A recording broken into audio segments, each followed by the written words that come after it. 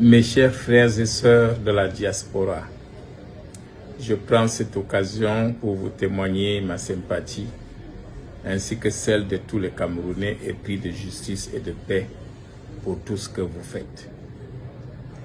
Vous êtes la voix des sans-voix et grâce à vous, tout ce qui est caché au Cameroun est exposé au monde entier par votre voix. L'économie du Cameroun bénéficie largement de votre apport. Soyez-en remerciés.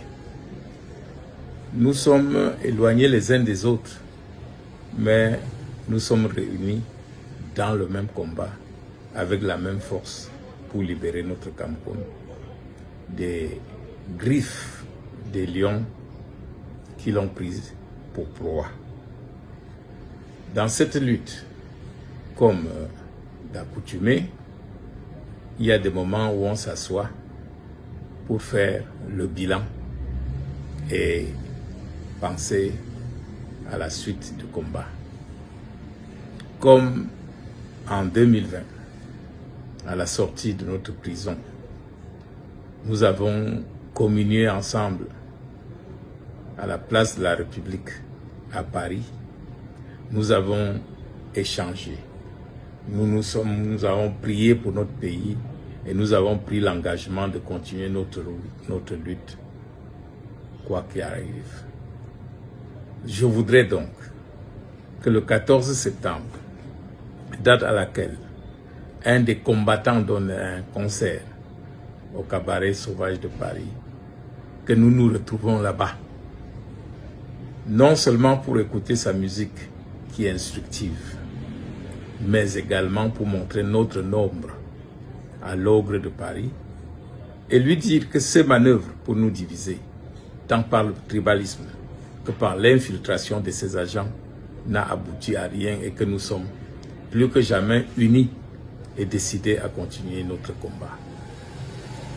À vous, les AP de l'Europe, à vous les combattants de tout ordre, à vous les lanceurs d'alerte qui portaient très haut et fort les misères des Camerounais, je vous invite ce jour-là pour que nous tous, nous communions.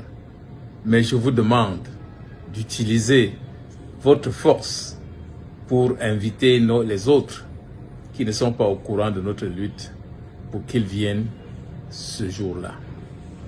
La peur a changé de camp. Et le Cameroun, chaque jour, est poussé dans la poubelle.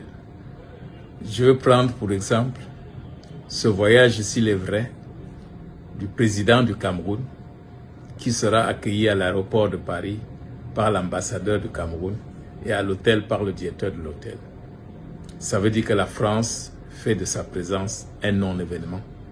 Qu'il ait cru pour le Grand Cameroun. Sachez que l'un des points culminants, prioritaires du programme du MRC, c'est de vous rendre ce que Dieu le Créateur vous a donné à votre naissance, votre nationalité, que personne ne devait enlever. C'est pour cela que nous devons tout faire pour que la fin de la misère se situe en 2025, quand notre guide, notre président, sera porté par nous à la tête de ce pays pour changer et pour faire en sorte que chaque Camerounais se sente heureux, libre chez lui.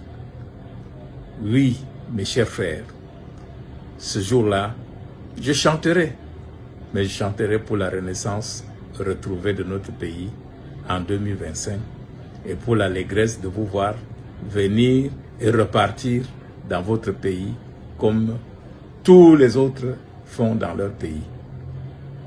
À ce jour-là, le 14 septembre, je vous attends tous. Merci.